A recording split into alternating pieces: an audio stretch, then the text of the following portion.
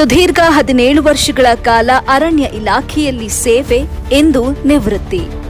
ಪ್ರಾಮಾಣಿಕ ನಿಷ್ಠೆಗೆ ಹೆಸರಾಗಿದ್ದ ಅರಣ್ಯಾಧಿಕಾರಿ ಶಿವಾಜಿ ಮುಂಜೆ ಕಾರ್ಯಗತಗಳನ್ನು ಶ್ಲಾಘಿಸಿದ ಗ್ರಾಮಸ್ಥರು.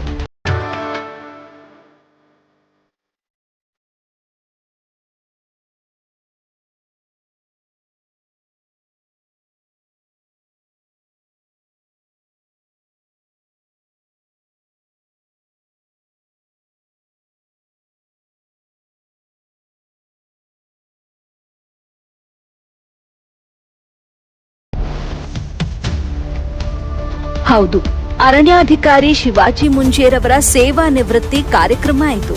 ದೀರ್ಘಾವಧಿಯ ನಿಸ್ವಾರ್ಥ ಸೇವೆ, ಪರಿಸರ ಸಂರಕ್ಷಣೆ ಮತ್ತು ಇಲಾಖೆಗೆ ನೀಡಿದ ಕೊಡುಗೆಯನ್ನ ಗೌರವಿಸುವ ಸುಂದರ ಹಾಗೂ ಭಾವನಾತ್ಮಕ ಕ್ಷಣಗಳಿಗೆ ಇಂದು ನವಲಿಹಾಳ ಗ್ರಾಮದಲ್ಲಿ ಆಯೋಜಿಸಿದ್ದ ಸೇವಾ ನಿವೃತ್ತಿ ಕಾರ್ಯಕ್ರಮ ಸಾಕ್ಷಿಯಾಯಿತು.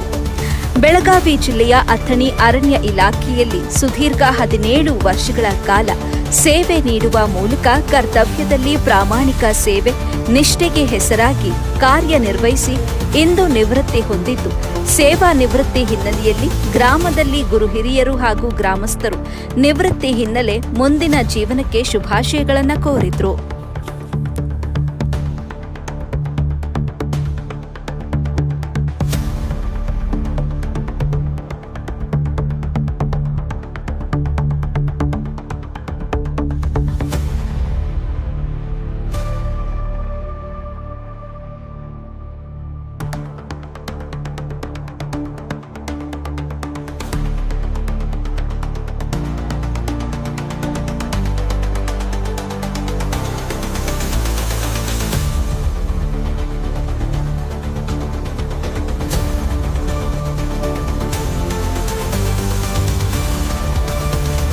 ಉಮೇಶ್ ಕೋಳಿ, UK9 news Kannada, Chikkodi.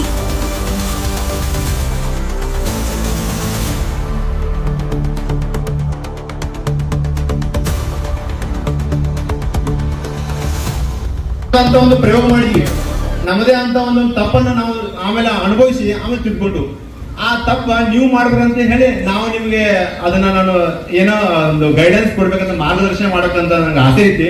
So ಯಾರಾದ್ರೂ ನಿಮ್ಮಲ್ಲಿ ಯಾರಾದ್ರೂ PS ಆಗಬೇಕು ಅಥವಾ KS ಆಗಬೇಕು ಅಥವಾ ನಾನು ಪೊಲೀಸ್ ಕಾನ್ಸ್ಟೇಬಲ್ ಆಗಬೇಕು, ಹೆಣ್ಮಗಳಲ್ಲಿ ಅಥವಾ ಗಂಡ್ಮಗಳಲ್ಲಿ ಯಾರಾದ್ರೂ ನಿಮ್ಗೆ ಅಂತ ಆಸಕ್ತಿ ಇದ್ರ ನಮ್ಮ ಮನೆಗಡೆ ಬನ್ನಿ ಅಥವಾ ನೀವು ಫೋನ್ನಾಗ ಕೇಳ್ರಿ. ಅಂತ ಒಂದು ಮಾರ್ಗದರ್ಶನ ನಾವು ಮಾಡ್ತೀವಿ.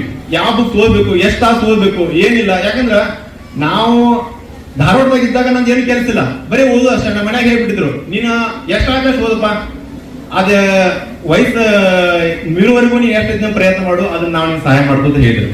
ಯಾಕಂದ್ರ ಅಲ್ಲಿ ಧಾರವಾಡಕ್ಕೆ ಹೋದಾಗ ನಾವು ಏನಂತ ಬೇರೆ ಕೆಲಸ ಇರಲ್ಲ, ನೀರ್ ತೊಂಬರ್ದಾಗ್ಲಿ ಅಥವಾ ಮೇವು ತೊಂಬರ್ದಾಗ್ಲಿ ಏನೂ ಇರಲ್ಲ. ಸರಿ ಸುಮಾರು 12 ರಿಂದ 15 ತಾಸು ನಾವು ಓದಿದ್ವಿ ಅಲ್ಲಿ. ಯಾಕಂದ್ರೆ ನಮ್ಗೆ ಬೇರೆ ಏನು ಕೆಲಸ ಇಲ್ಲ. ಆಮೇಲೆ ನಾನು ಟೈಮ್ ಲೆಕ್ಕ ಹಾಕ್ತಿರ್ಲಿಲ್ಲ, ಯಾಕಂದ್ರೆ ಓದೋದು ನನ್ನ ಕೆಲಸ ಇದೆ.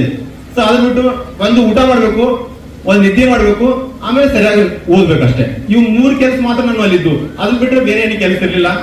ಸೊ ಆ ಒಂದು ನನ್ನ ಒಂದು